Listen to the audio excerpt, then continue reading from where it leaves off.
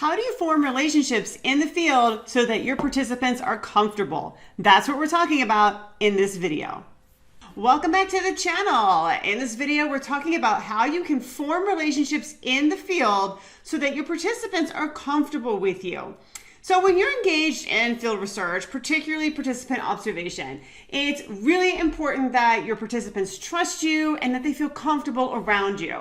Because this is going to ensure that they're being their authentic selves, that they're not monitoring themselves, that they're not being hyper aware of their behavior, right? And that you're really seeing the valid, reliable things that they do that you are there to better understand.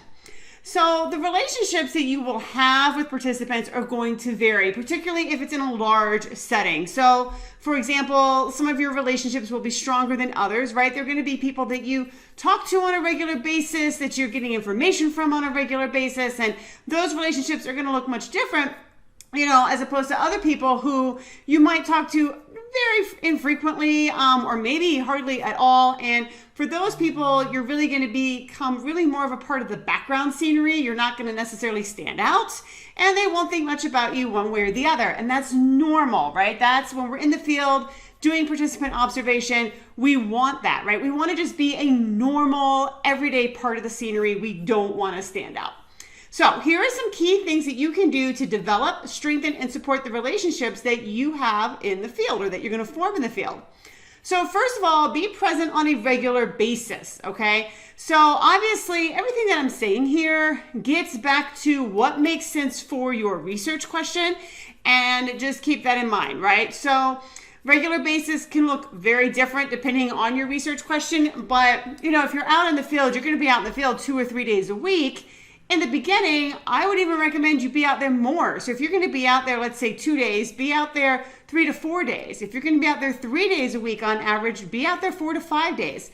It is a lot at the beginning of a study, right, to give that level of time and commitment, and I totally get it. But you only need to do that for maybe, 2 or 3 weeks, and then you can back off, right? You're just getting out there in the beginning so that first of all, you really start to learn who's who, and you start to get a lay of the land, but also people get to know you and they start to get comfortable with you and start to see you as a normal part of their environment.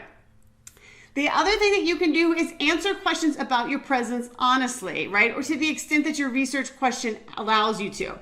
Don't lie, okay? If you can't give information, you can't give information for whatever reason. I'm not saying make something up, all right?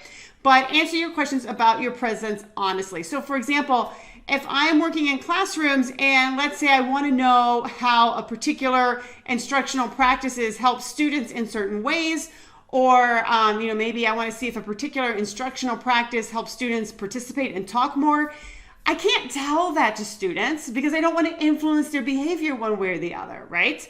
So if a student says to me, why are you here? I'm going to say something like, well, your teacher and I are really working on ways that, they can be a better teacher, and I'm here to help them with that.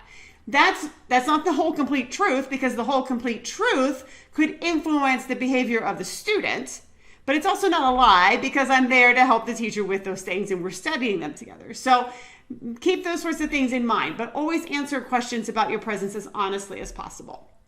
Engage with your participants as much as you're allowed to, right?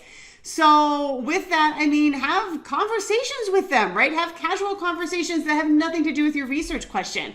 A lot of times when I'm working in schools, I like to show up a little early. I like to be there, right? If I'm going to be, let's say, at a class that goes from 1 to 2, and hang out in that classroom, I like to be there at 12:45.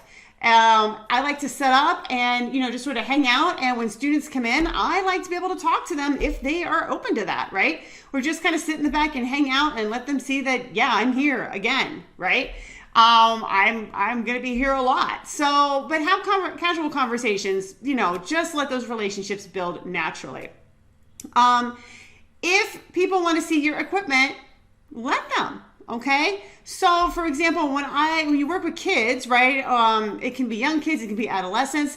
They're really curious about the things that you bring into the classroom. So for example, I remember once having a recorder with me, and there were reasons for that.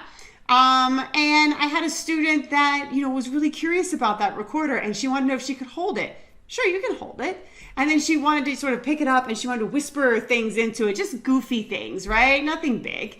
And that was that, right? She wanted to do that a couple times, and then she got over it, and she didn't really care about the recorder anymore, and she lost interest in it, and it became a normal part of the environment, okay? So if it makes sense and it's okay for them to sort of look at your stuff and see what you're doing, then let them. Now, obviously, I'm not going to let anybody see my field notes, okay? And if somebody came up to me, let's say, a teenager came up to me and said, "Oh, well, what are you writing?" Because people do get curious. Again, I'm not going to lie, but I'm going to say, I'm just documenting what's happening in here. And if they say, "Well, can I read it?" You can say, "No, I'm sorry, I can't share that with you." Right? It's just my own notes for my own information, right? You have to give an explanation that you're comfortable with, because obviously you can't share your field notes, right? That would be violating people's privacy. But on the other hand, I don't necessarily need to go down that path and get into these privacy violations with, a 12-year-old who that's not going to really be what they're interested in. So I just let them know, no, I can't do that. But to the extent that I can share materials and equipment, let them look at stuff and maybe play around on it a little bit, absolutely I do, because it helps them see that as normal. It helps them understand that something's not weird. It helps them become more comfortable with that being in their space. So being present in the field and engaging in these types of actions is really going to help you create strong relationships with your participants.